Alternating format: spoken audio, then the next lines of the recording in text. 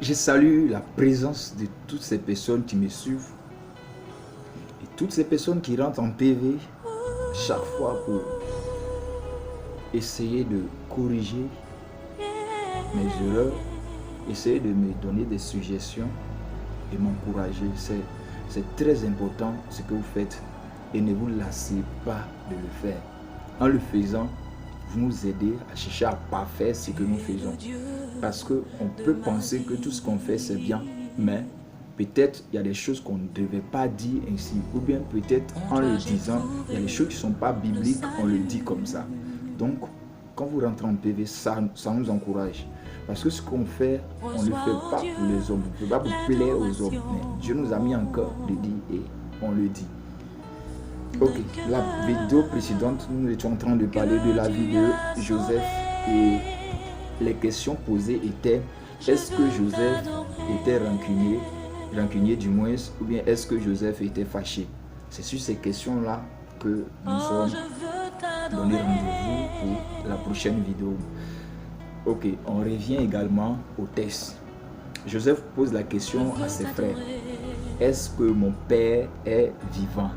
En posant la question est la bienvenue parce que Joseph a quitté son père il y a longtemps de cela. Et Joseph a pris de l'âge. Et également, lorsqu'il quittait son père avait un âge avancé. Donc son père peut être soit mort, mais il allait être très heureux si son père était en vie. Donc il était pressé à entendre ce que ses frères allaient dire. Et Joseph dit à ses frères: venez près de moi. C'est moi Joseph, celui-là même que vous avez vendu en pensant lui faire du mal. Mais mon objectif ici, c'était vous sauver la vie. Et ce frère dans l'autre chapitre, du chapitre 50, ses frères se prosternaient devant lui. Il dit à ses frères de se lever. Il n'est pas Dieu pour qu'il se prosterne devant lui. Et il répète pratiquement les mêmes paroles qu'il a dit dans le chapitre 47. Pour montrer que Joseph avait déjà pardonné à ses frères avant même qu'il y ait la famine en Égypte. Pourquoi je dis Joseph avait déjà pardonné à ses frères? Parce que Joseph a un rang très important. C'est le deuxième président de l'Égypte, si on peut le dire ici. Après Pharaon, c'est lui. Et Joseph pouvait garder rancune. Et quand il a vu ses frères, il les a reconnus en même temps. Dès maintenant, il pouvait en même temps les jeter en prison. Mais l'objectif de Joseph, tout ce parcours-là, c'était de revoir tous ses frères. Et en aucun cas, il a montré qu'il était fâché. C'est parce qu'il a pardonné à ses frères depuis longtemps. Et ce pardon-là, qui a aidé Joseph à pardonner à ses frères? C'est Dieu qui a aidé Joseph à pardonner à ses frères. Parce que dans ses propos, il dit: vous m'avez envoyé ici pour que Dieu vous sauve. Au travers de moi, Dieu vous sauve la vie. Donc il a su que le fait que ses frères l'ont vendu en Égypte, c'était pas, c'est vrai, c'était un acte humain, mais c'était dans le plan de Dieu. Donc si c'était dans le plan de Dieu, pourquoi garder rancune à ses frères?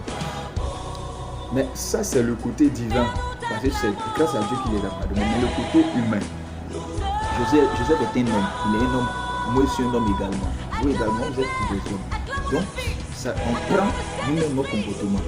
Admettons que je suis Joseph, je suis devenu le premier ministre de la République Côte d'Ivoire et soit mon frère, mes frères ont fait ce que les autres ont fait. Est-ce que j'allais avoir ce comportement de Joseph? C'est ce comportement que nous avons aujourd'hui. C'est-à-dire, on veut rendre la monnaie de la pièce. Quand quelqu'un nous fait du mal, on veut lui rendre la monnaie de la pièce. Ce n'a pas été le cas de Joseph.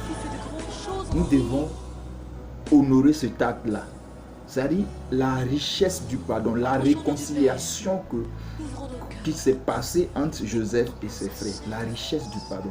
La richesse du pardon a fait que Joseph n'a pas gardé rancune contre ses frères. C'est vrai, ses frères il avait de la culpabilité parce qu'ils avaient des remords en pensant que Joseph allait les garder comme esclaves pour toujours. Mais la richesse du pardon a fait que non seulement Joseph a cherché à envoyer sa famille en Égypte, a vu Pharaon pour que sa famille peut rester en Égypte. Pharaon a donné son OK et sa famille n'a manqué de rien. Ça, c'est la richesse du pardon. S'il avait gardé rancune, je ne pense pas que Joseph allait accepter que sa famille ne vienne. Au contraire, il n'allait même pas penser à sa famille. Il pouvait dire que mon père m'a abandonné. Il pourrait penser autrement. Donc, ce comportement que nous avons, parce que l'autre m'a fait du mal, donc je veux rendre la monnaie de la pièce, ce n'est pas un comportement que nous devons adopter.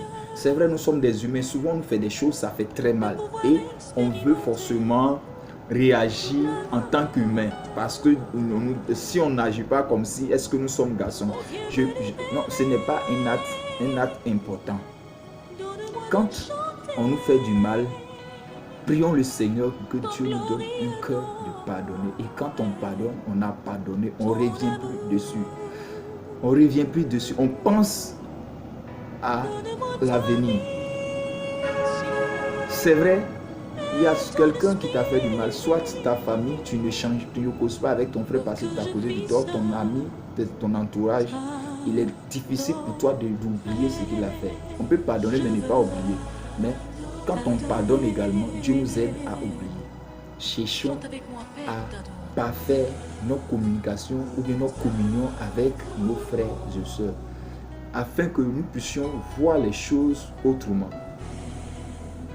Vivre dans la masse, agir comme la masse, ce n'est pas l'objectif réel. On pardonne parce que le pardon, c'est un acte très important. Le pardon, c'est un acte divin. Et c'est ce que Joseph a compris. Nous allons parler également d'autres aspects de ces passages-là.